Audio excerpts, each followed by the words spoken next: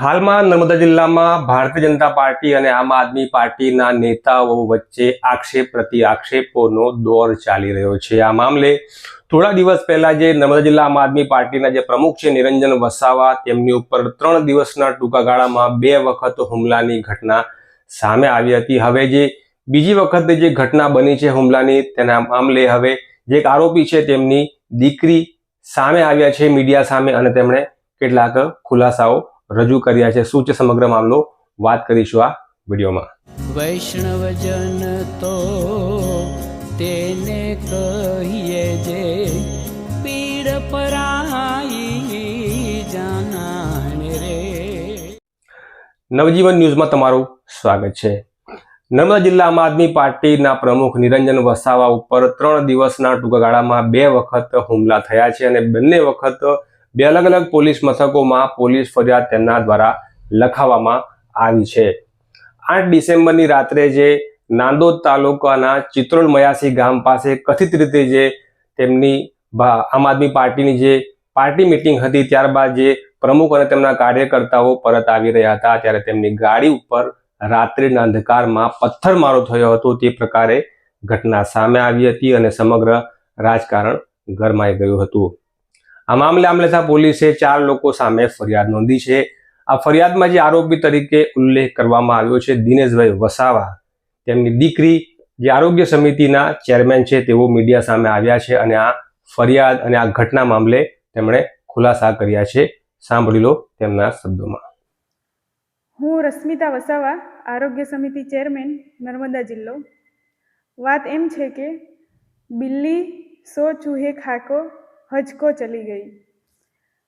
છેલ્લા 1 અઠવાડિયાથી નિરંજન વસાવા આ ભારતીય જનતા પાર્ટીના જે કાર્યકર્તાઓ છે એ ખોટી રીતના આક્ષેપો કરે છે અને 2 દિવસ પહેલાં જે ઘટના ઘટી ચિત્રોલ મયાસી કણપોર, જે એમની પર હુમલો થયો છે, એ જે રીતના અમારી પર આક્ષેપ નાખે છે કે ત્યાંના લોકોએ, સ્થાનિક લોકોએ આવી રીતના અમારી પર હુમલો કર્યો છે, તો એ એમના આક્ષેપો સાવ ખોટા છે અને એમના માટે અમારી પાસે સીસીટીવી ફૂટેજ છે, પુરાવા છે। એમની પાસે પુરાવા હોય તો જાહેર કરે। અને તે દિવસની ઘટના હું તમને આખી ઘટના કહું તો એ લોકો મયાસી ગામે જે રાત્રે સભા કરવા ગયા, પોલીસ પ્રોટેક્શન સાથે ગયા હતા ત્યાં, તો એ લોકો પોલીસ પ્રોટેક્શન સાથે ગયા તો ફરી પોલીસ પ્રોટેક્શન સાથે ગયા તો જ્યારે એમને રિટર્ન થવાનું થયું તો એ લોકો પોલીસને જોડે કેમ ના લાવ્યા?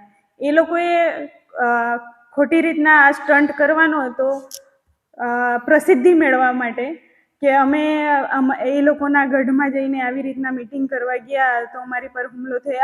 આ રીતના એ લોકોનું ખોટી રીતના રાજકારણ એમને કરાવવું છે, એટલે અમારી પર આ લોકોએ ભારતીય જનતા પાર્ટીના લોકોએ હુમલા કરાવ્યા છે।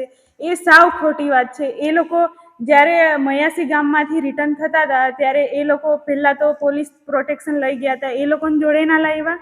જ્યારે એ લોકો નિરંજન વસાવા જે ચોર, નિરંજન ચોર એવું કહે છે કે અમારી પર 3 જગ્યાએ તબક્કાવાર 300 મીટરના દૂરી પર અમારી પર હુમલો થયો, ત્યારે 25 થી 20 લોકો એમની પર હુમલો કરે તો એ ગાડીની હાલત શું થાય? એ પોતે શું બોલે છે એ જ એને ખબર નહીં પડતી।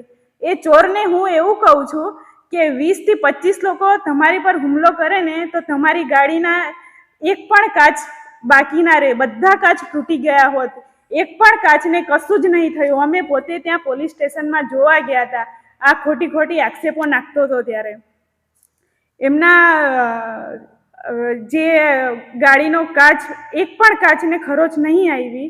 એ વ્યક્તિ કહે છે કે અમારી પર એ લોકો પાછળ આવ્યા હતા, ફોર્ચ્યુનર ગાડી લઈને આવેલા।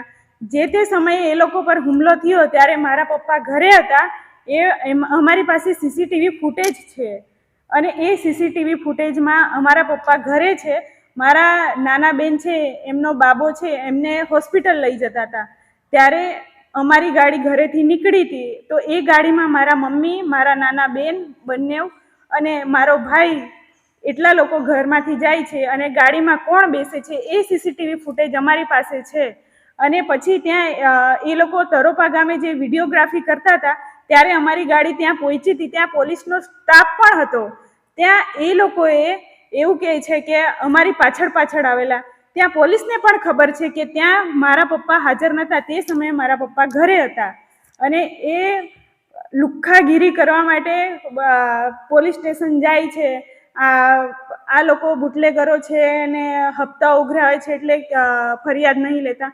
અમે જેવો વિડીયો જોયો એવા અમે ખોટી રીતના આક્ષેપ કરે છે એટલે સ્વાભાવિક છે અમે બી પોલીસ સ્ટેશન જવાના જ હતા. એટલે અમે રાત્રે 11:30 એટલામાં પોલીસ સ્ટેશન ગયા. ત્યારે બેનને પૂછ્યું કે બેન તમે ફરિયાદ કેમ નથી લેતા? એ લોકો ખોટા છે તો લઈ લો ને, અમારી પાસે તો પુરાવા છે. એ લોકો પાસે પુરાવા હોય તો તમે ફરિયાદ લઈ લો એવું કીધું. અને એ ભાઈ પુરાવા ના લેતા, પુરાવા વગર તમે ફરિયાદ લઈ લેશો તો અમે પણ સામે ફરિયાદ આપીશું બેનને અમે એવું કીધું. અને અમે પુરાવા રજૂ પણ કર્યા છે, સીસીટીવી ફૂટેજ આપી છે કે આ ખાલી એ લોકો હલકી પ્રસિદ્ધિ મેળવવા માટે એ લોકોનું આ ખાલી કાવતરું છે. એ કોના ઈશારે થાય છે એ પણ અમને ખબર જ છે. આ તમારી લુખ્ખાગીરી છોડી દેજો, બાકી કોઈને પણ છોડવામાં નહીં આવે.